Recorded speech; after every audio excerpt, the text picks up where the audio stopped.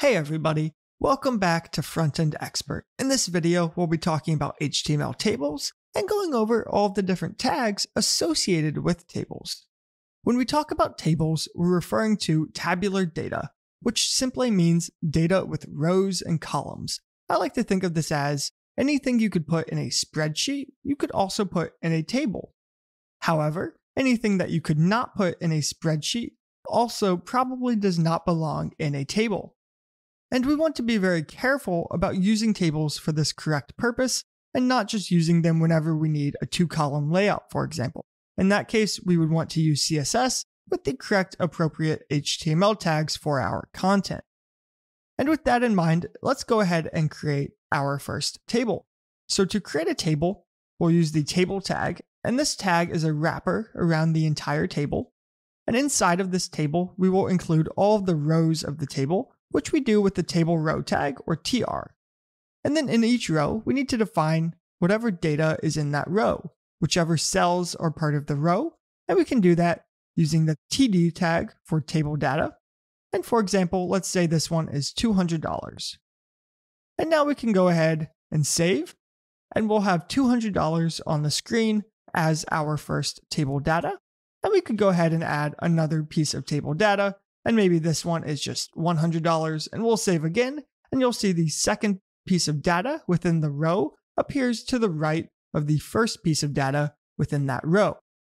However, if we wanted some data to appear in another row below the $200 and $100, we'll add another TR tag for another table row. So we can do that now, TR, and then we'll add some data inside of this row, and maybe this one is going to be $250.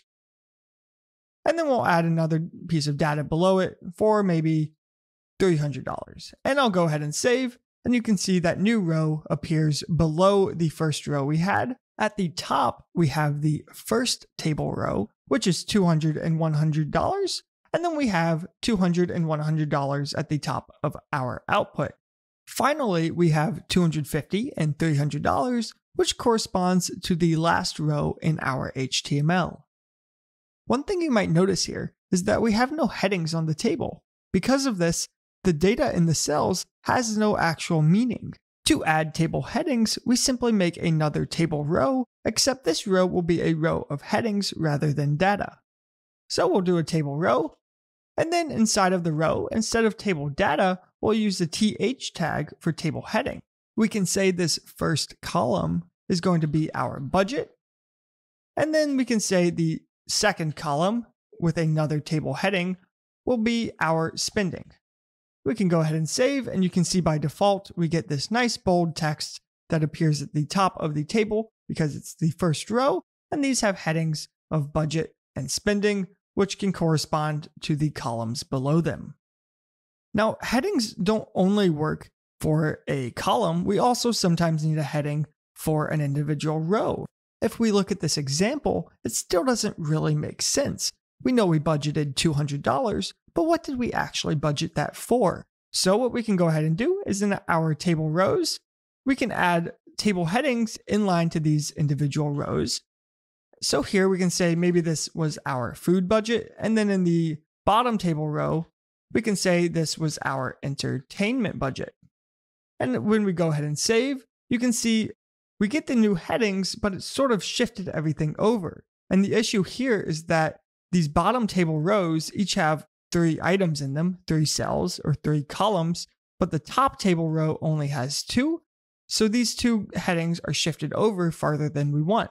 To fix this, I'll go ahead and add another table heading here, and this will be the heading for the far left column that says food and entertainment. I'll go ahead and call this category, and when I save, our table should look correct again. But something you might have noticed while looking at this is that we're using some of the same tags for multiple different purposes, and we know that semantically that can be confusing. If we have the same tag used for 2 different things, how would somebody using a screen reader, for example, know what's what? How do they know if this category heading is a heading for the column or for the row? And the short answer is they might not be able to know. So the way we can fix that is using an attribute. And the attribute we can use is called scope. So I'll add scope to this category heading. And what scope says is this heading for a row or a column? And in this case, this is a heading for a column, so we can add scope equals column. And I'll go ahead and do the same thing for the budget and the spending. And then we can come down to our food heading, and we can add another scope here, but this one is a row heading. So we'll do scope equals row, and we'll do the same thing for entertainment.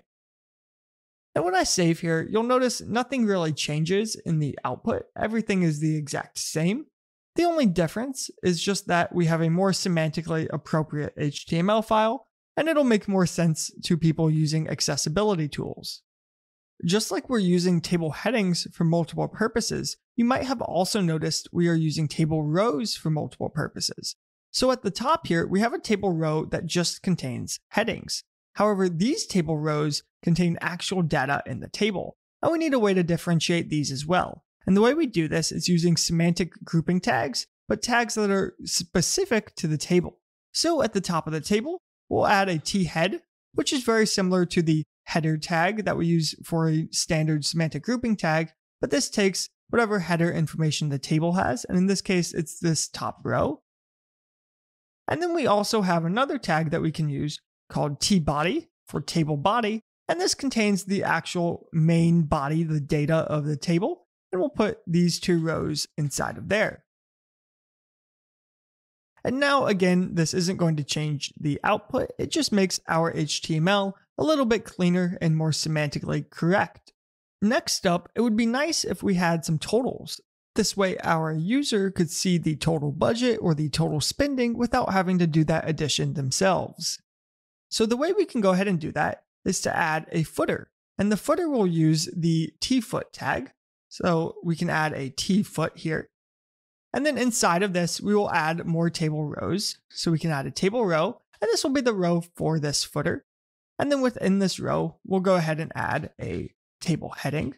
And this will be the heading for the total column. So we can call this total. And then we can go ahead and add the actual data. So the first data will be $200 plus $250, which is going to be $450. And then we can add one more table data for 100 and 300, which will be $400. Now, this would usually be better to do with JavaScript rather than hard coding these values into the HTML.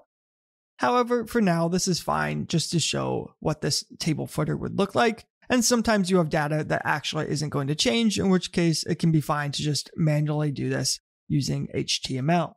And now one last component to our table that we are missing is we don't have any name or heading for the table. There's no title to this table, if you will. And the way we can fix that is to go all the way back to the top. And at the very beginning of our table, we'll go ahead and add what's called the caption tag.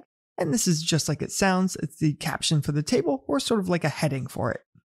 We'll go ahead and just call this our budget.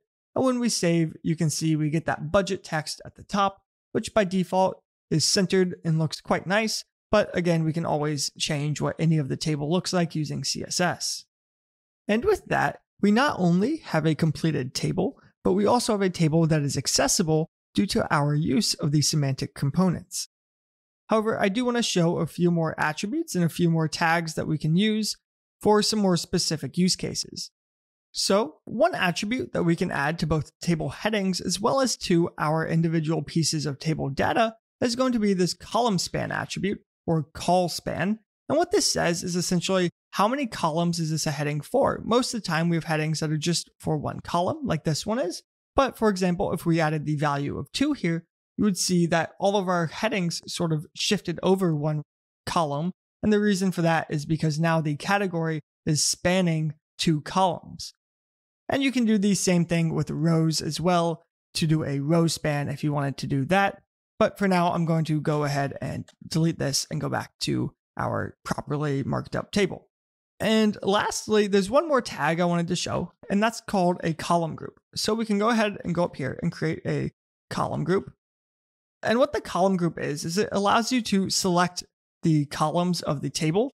And the purpose of this is mostly just for CSS. We don't actually need the column group for the proper semantic markup of our HTML. So the way this is going to work is you add a col column here. And within this column, you need to define a span. And this is how many of the columns you want this to affect. So for example, we can say span equals 2.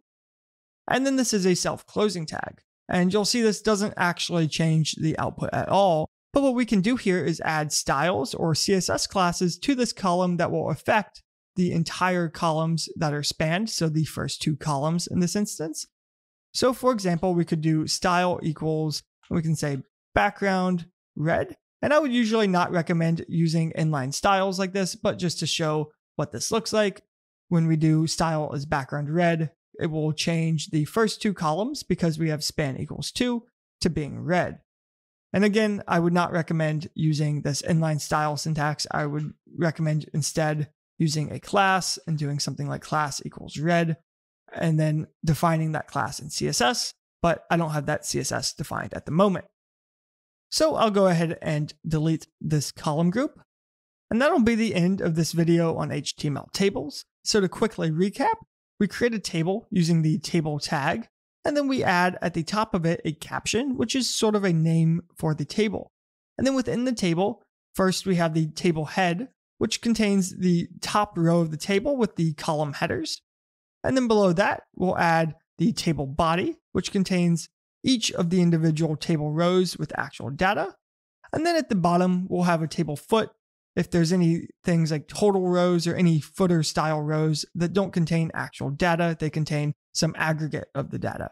And then with each table heading, for example, this one for the food heading, we'll add a scope attribute to make sure that our semantic markup explains what this is a heading for. Is it a heading for a row or for a column?